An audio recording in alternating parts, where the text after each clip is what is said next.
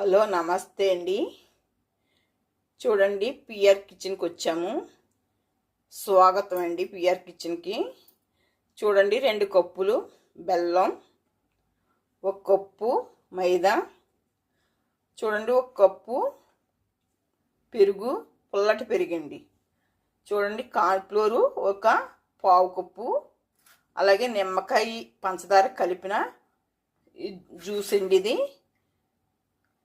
ఇప్పుడు మనం జిలాబీ చేసుకుందామండి.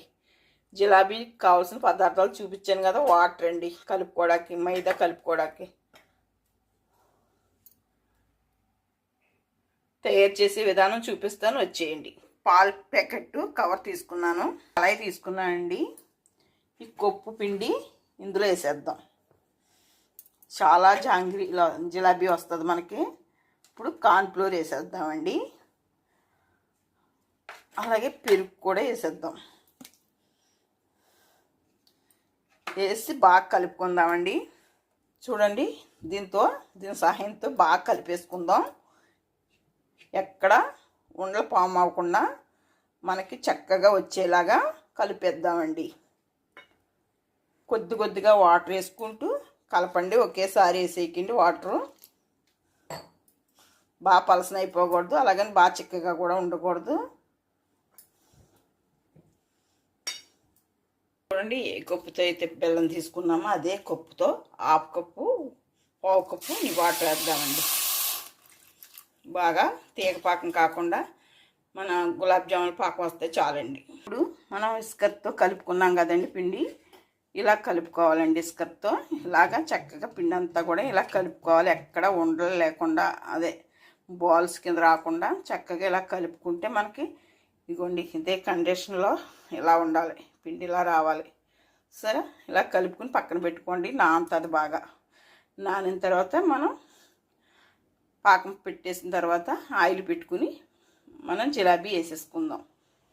ఈ జిలాబీలో, ఈ పిండిలో నేను కార్న్ఫ్లోర్ ఎందుకు కలిపాను ఏంటండి, 4 రోజులైనా జిలాబీలు మెత్తపడకుండా క్రిస్పీగా ఉండడానికే కార్న్ఫ్లోర్ వేసానండి. చూడండి, రబ్బర్ సహాయంతో ప్యాకెట్లు పిండి ఇలా వేసుకుని మనం ఇలా కలుపుకుని ఇలా రబ్బర్ పెట్టేయాలండి. ఇప్పుడు కట్ చేసుకుందాం చివర. ఇప్పుడు చెప్పాను కదా, ఇలా కలుపుకుని ఉంచుకోండి. చూడండి, చక్కని తీగ పాకం రాకుండా జిగిరి పాకం కొంచెం అలా మనం చేతికి అంటుకుంటూ అలా జిగిరిగా ఉండాలి, అంతే చాలండి. ఇప్పుడు ఇది వడకెట్టేసుకుందామండి. జాలీతో వడకెట్టేసాం కదా, ఎంత కత్తర వచ్చిందో చూసారు, వేస్ట్. ఇప్పుడు పాకం ఇప్పుడు చల్లారనిద్దామండి. గోరువెచ్చగా ఉన్నప్పుడు మనం వేసేసుకోవచ్చు. ఇప్పుడు చూడండి, ఆయిల్ పెట్టాను. ఇప్పుడు మనం ఓలు పెట్టుకున్న దాంతో మనం వేసేసుకుందామండి జిలాబీ. చూడండి, జిలాబీలు ఎంత సరిపట్టుకు వచ్చాయో చూడండి. నేను వేస్తున్నాను, చూడండి ఎలా వేస్తున్నానో. చక్కగా మనకి ఏ సైజు కావాలంటే సైజు చేసుకోవచ్చు, మన ఇష్టం. బాగా వచ్చాయి కదా. ఇప్పుడు మనం వేసుకుందామండి. పాకం చిక్కబడకుండా నా దగ్గర నిమ్మకాయ అయితే లేదు. నిమ్మకాయ కలిపిన పంచదార ఉంది, అందులో కొంచెం వేసేద్దామండి. పాకం చిక్కబడకుండా ఉండాలంటే ఇలా చెయ్యాలి. ఇప్పుడు వేయించుకున్నాయి పాకంలో వదులుకుందాం. చక్కగా పాకంలో వదులుకుంటే క్రిస్పీగా మనకి జిలాబీ రెడీ అయిపోతుంది.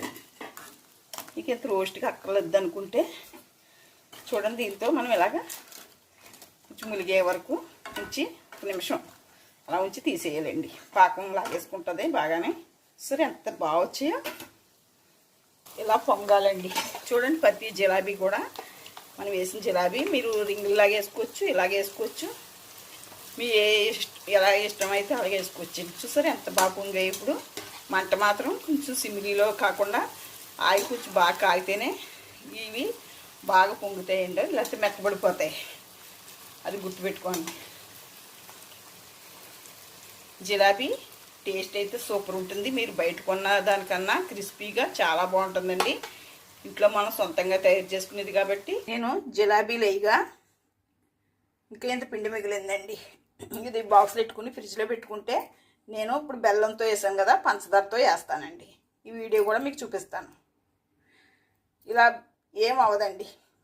మూత పెట్టేసి మనం ఫ్రిడ్జ్లో పెట్టేసుకుంటే 1-2 రోజుల వరకు ఇది ఉంటుంది. చూడండి, వేడి జిలాబీలు ఎంత చక్కగా రెడీ అయిపోయాయో. చాలా టేస్టీగా ఉంటాయండి. ఎంత టేస్టీ అంటే తినడానికి స్మూత్గా కరకరలాడుతూ అలాగే క్రిస్పీగా 2 రోజులు 3 రోజులైనా మెత్తపడకుండా మీకు 4 రోజులైనా మెత్తపడకుండా చక్కగా ఉంటాయండి. చూడండి జిలాబీలు ఎంత బాగున్నాయి, ఎంత పెర్ఫెక్ట్గా వచ్చాయి చూసారా. ఇలా చేసుకోండి, ఇంట్లోనే మీతో ఫ్యామిలీ అంతా ఎంజాయ్ చేయండి. చూడండి జ్యూస్ చూపిస్తాను మీకు. ఇదిగోండి జ్యూసు చూసారా, జ్యూస్ ఎలా వస్తుందో, ఎలా సౌండ్ వస్తుంది చూసారా. అంటే మనకి ఎక్కువ రోజు ఒక 4-5 రోజులు ఎక్కువ చేసుకునేటప్పుడు చూడండి జ్యూసీగా ఎంత బాగా వచ్చిందో. చూడండి, మీకు నచ్చితే లైక్ కొట్టండి, షేర్ చేయండి. మీరు ఏ షేప్లో అయినా వేసుకోవచ్చు. ఇదిగోండి ఇలా కూడా వేసుకోవచ్చు, ఏ షేప్ అయినా బాగుంటుంది. మీకు నచ్చితే మాత్రం సబ్స్క్రైబర్ అవ్వండి, షేర్ చేయండి, కామెంట్ పెట్టండి, బెల్ ఐకాన్ ప్రెస్ చేయండి. బెల్లం జిలాబీ అండి, నేను చెప్పే విధంగా చేసుకుంటే మీకు చాలా జిలాబీలు వస్తాయి. అలాగే 4 రోజులు నిలవ ఉంటుంది. అలాగే మళ్ళీ తినాలనిపించే రెసిపీ అండి, అంత బాగుంటుంది. పిల్లలు పెద్దలు అందరూ ఇష్టపడతారు. అంటే తొందరగా మెత్తపడదు. మనం 2-3 రోజులు కంపల్సరీగా మనకి క్రిస్పీనెస్ అంటూ ఉంటుంది. అలాగే ముసలి వాళ్ళకి అయితే మెత్తగా కూడా చేసేవచ్చండి. మనం కావాలనుకుంటే బయట ఉంచేస్తే మెత్తపడిపోతాయి. నేను ఒక డబ్బాలో సేవ్ చేసి ఉంచుతాను. వీటిని చాలా రుచిగా ఉన్నాయండి. దీంట్లో యాలకుల పొడి కూడా వేసుకోవచ్చు, కానీ నేనైతే వేయలేదు. టేస్ట్ అయితే ఒరిజినల్గా ఉందండి, చాలా బాగుంది. మరి లైక్ చేయండి, షేర్ చేయండి, కామెంట్ పెట్టండి, బెల్ ఐకాన్ ప్రెస్ చేయండి. వీడియో పూర్తిగా చూడండి. నా వీడియోలకు సపోర్ట్ చేయండి.